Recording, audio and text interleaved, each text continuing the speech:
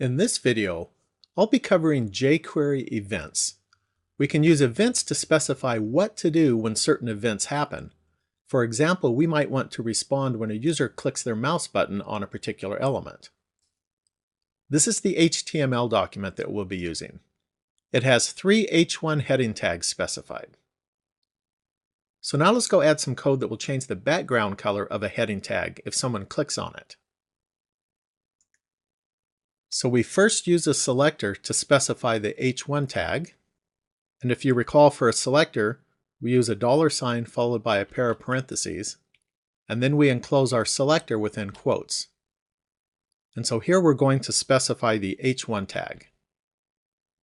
And then we can specify a click event by following this with a dot and the word click, and then we follow the word click with a pair of parentheses. And then we can add a semicolon because this is the end of our statement. So this word click here specifies that we want to respond to a user that clicks their mouse button on an h1 heading element. So the user must press and release the mouse button while over the heading element. This event actually happens when the user mouse button is released. So how do we specify what to do when the user clicks on a heading element? We can add something called an anonymous function. This goes between this pair of parentheses. So just type the word function, followed by another pair of parentheses and a space, and then follow this with a pair of curly brackets. And everything that we want to happen when the user clicks on a heading element goes between these two curly brackets. So put your cursor right here between these two brackets and press the Enter key a couple of times to make yourself some room to work. So now any code that I put in this area right here will be run whenever a user clicks on an h1 heading element. So I'm just going to paste some code in here right now. So this code that I added right here will change the background color of the h1 element that is clicked. But don't pay too much attention to this section right here for now, because we'll be covering this in a later video. And notice here that the selector that we're using is the word this. And if you recall, the keyword this is not surrounded with quotation marks because it's a keyword instead of a string. And the word this refers to the element that brought us here. So if the user clicks on the second heading element, for example, then the keyword this refers to the second heading element. So let's give this a try. So I'll click on the second heading element, and the background color for this one changes.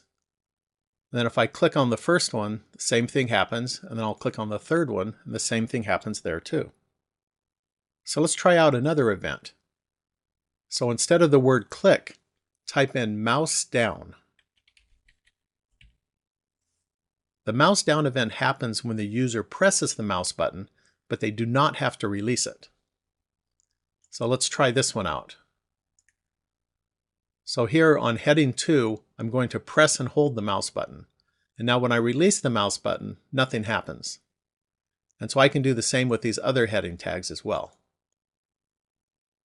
So now let's come over here and copy these 3 lines and then paste them right below it. And let's change the mouse down event to a mouse up event. So this mouse up event will happen whenever the user releases the mouse button while they're over an h1 tag. And then let's also change the background color of this mouse up event to yellow. So now when the user presses down the mouse button, the background color will change to red, and when the user releases the mouse button, the background color will change to yellow. So let's try this one out. So I'll press and hold the mouse button on this bottom heading, and it turns to red.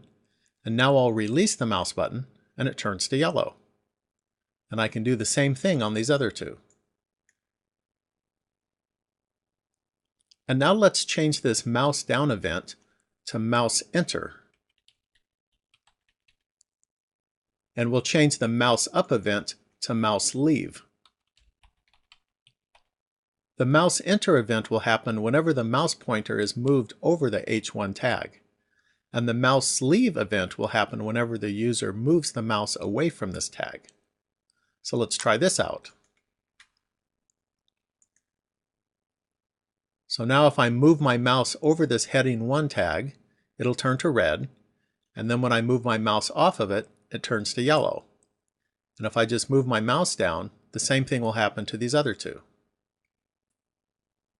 So let's say now that we've added an event like mouse leave to the H1 element, but then we later want to remove it. We can do this by using a method called unbind. And so I'll show you how this works.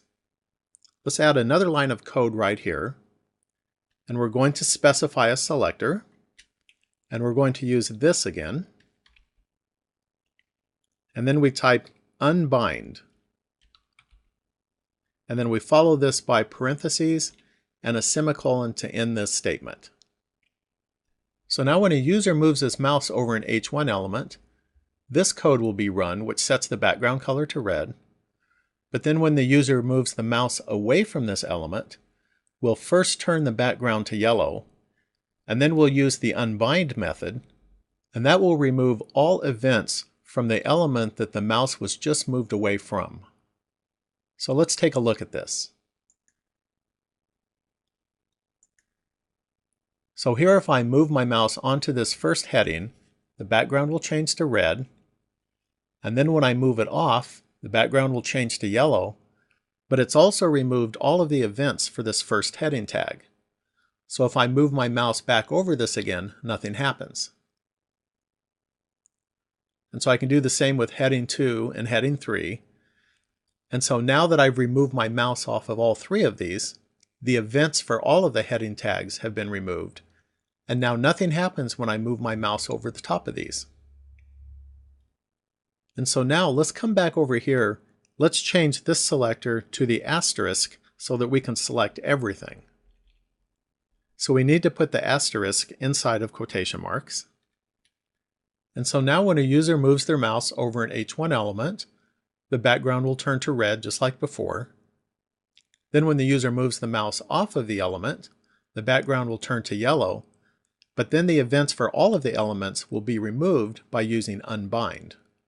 So let's try this out. So I'll move my mouse over the first heading, it turns to red. Then I move my mouse off of it, and it changes to yellow background.